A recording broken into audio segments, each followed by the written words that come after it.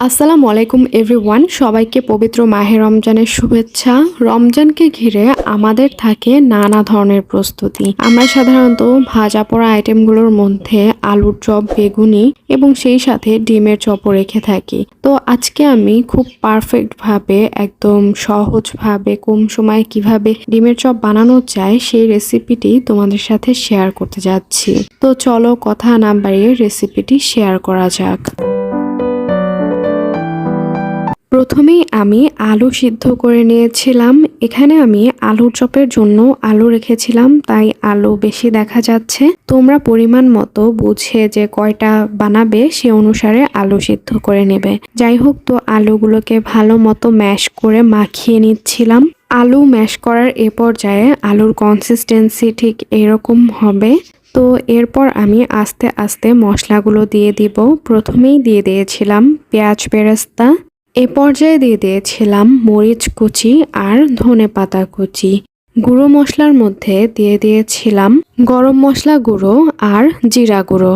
গুঁড়ো মশলা দেওয়া হয়ে গেলে এ পর্যায়ে আমি আরও দিয়ে দিয়েছিলাম ম্যাগি ম্যাজিক মশলা, চিলি ফ্লেক্স আর সেই সাথে ঘি এবং স্বাদমতো লবণ।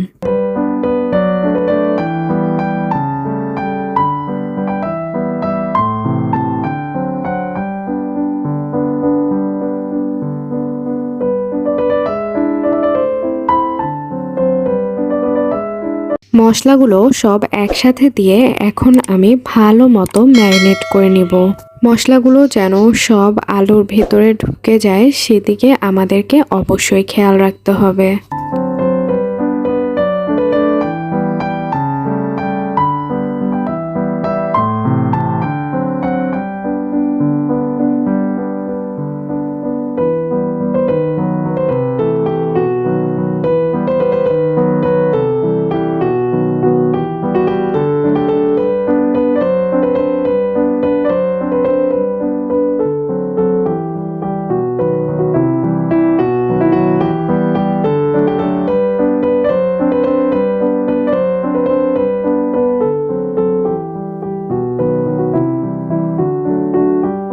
মশলাগুলো মাখানোর পরে এই যে আলুর যে ডোটা সেটা এরকম হয়েছিল। এরপর আমি এখানে 4টা ডিম নিয়ে নিয়েছিলাম। 4টা ডিমের মাঝখান থেকে ফালি ফালি করে আমি কেটে নিয়েছিলাম।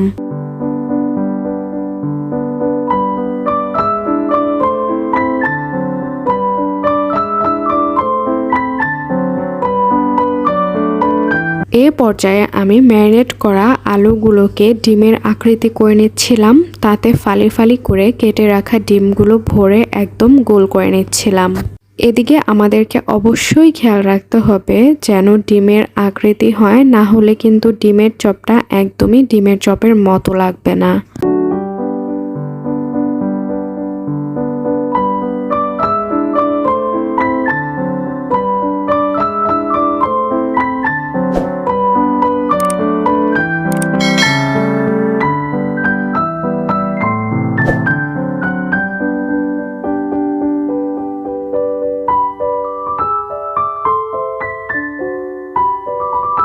ডিমগুলো সব ভালো মতো চপের আকৃতি করে নেওয়ার এ পর্যায়ে আমি একটি বাটিতে নিয়ে নিয়েছিলাম ময়দা প্রায় 1 কাপের মতো। সেখানে আবার কিছুটা পানিও দিয়ে দিয়েছিলাম। পানি দিয়ে ভালো মতো গুলিয়ে নিচ্ছিলাম।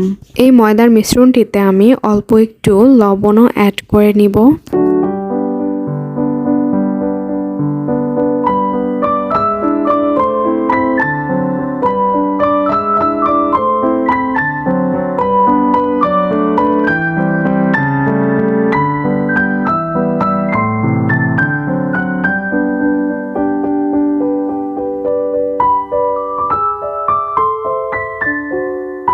মিশ্রণটি যখন এই কনসিস্টেন্সিতে চলে আসবে তখন আমি ব্রেড ক্রাম্ব নিয়ে নেব। এখন আস্তে আস্তে প্রত্যেকটা চপ ডুবিয়ে ডুবিয়ে ভালো মতো কাঁটা চামচ দিয়ে উঠিয়ে ব্রেড ক্রাম্বে ছড়িয়ে দিব এবং ভেজে পরিবেশন করে নেব। আমি খুব সহজেই আজকের রেসিপিটি তোমাদের সাথে শেয়ার করার চেষ্টা করেছি। কেমন হলো আমাকে কমেন্টে অবশ্যই জানাবে। সে পর্যন্ত তোমরা ভালো থাকবে, সুস্থ থাকবে আর আমার চ্যানেলটিকে অবশ্যই সাবস্ক্রাইব করে দিবে। আল্লাহ হাফেজ।